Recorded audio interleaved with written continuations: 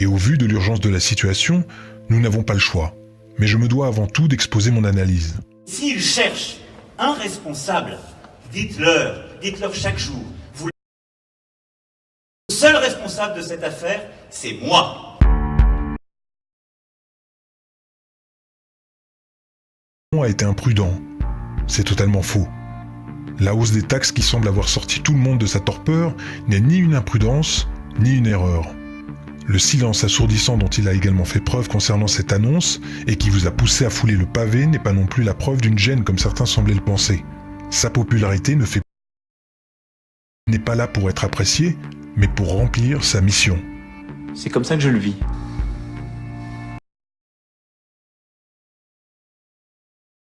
Une transcendance, oui.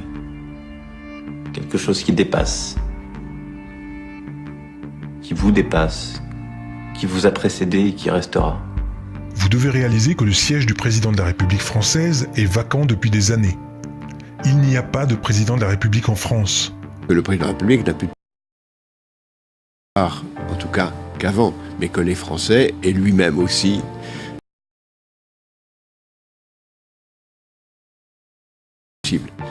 la globalisation, le marché l'a emporté très largement.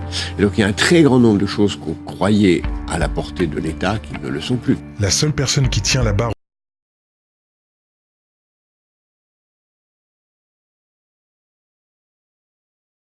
la France, et nous avec, a s'échoué sur les terres d'un nouveau continent se nommant le Nouvel Ordre Mondial.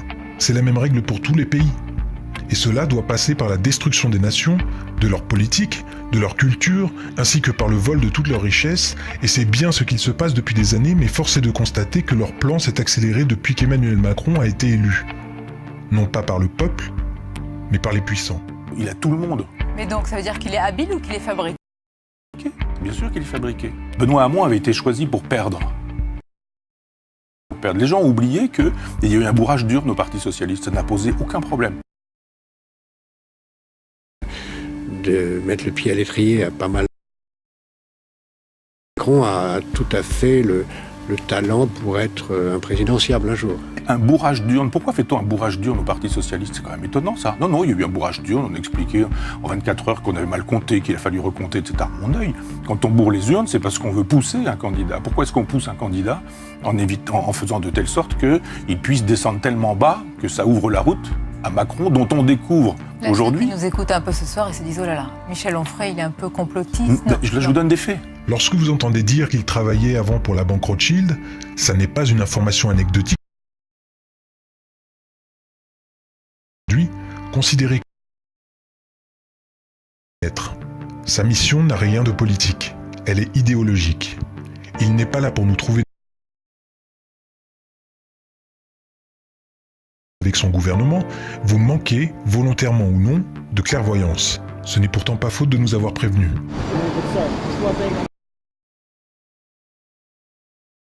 Society, but we just want to let you know the New World Order has no legitimacy, and that we as a people are not afraid, and we are waking up to